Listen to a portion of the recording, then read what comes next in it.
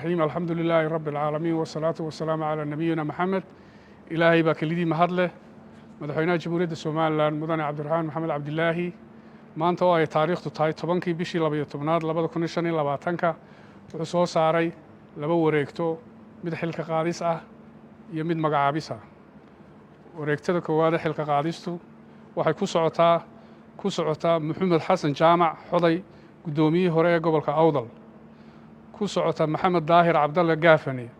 gudoomiyihii hore ee gobolka Saaxil ku socota Axmed Cabdi Muuse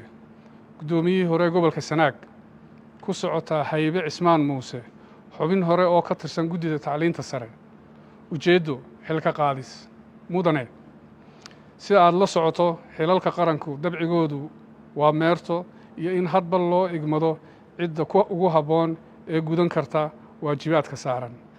sidaas darteed waxa aan go'aamiyey in laga bilaabo taariikhda maanta inaan kaa qaado xilkii aad u haysay qaranka Jamhuuriyadda Soomaaliland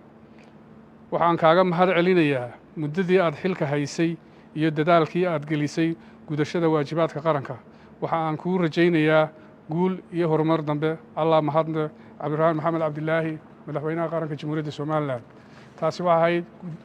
wareegtadii xilka qaadista ee madaxweynuhu soo saaray maanta wareegtada labaadna waxa weeye wareegto magacaabida waxaana u dhignayd sida soo socota markii aan arkay qodobka 9aad ee dastuurka Jamhuuriyadda Soomaaliland markii aan arkay aqoontooda kartidooda iyo waayo-aragnimadooda markii aan tixgeliyey ahmiyadda ay xilalkani u leeyihiin oo adeegida dadweynaha Jamhuuriyadda Soomaaliland iyo dhismaha qaranka markii aan ku qancay inay hanan karaan mas'uuliyadaha ka dhalanaya xilalka hoos ku xusan markii aan sameeyey la tashi waxa aan go'aamiyey laga bilaabo taariikhda maanta 1 in Cabdirashiid Xasan Mataan uu ahaado gudoomiyaha gobolka Awdal 2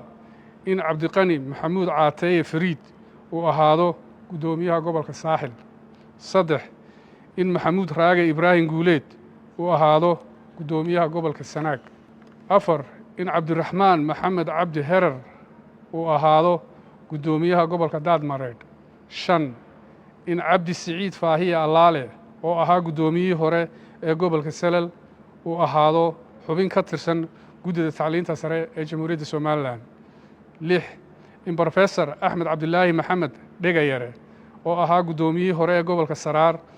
uu noqdo gudoomiyaha cusub ee gobolka Salal 7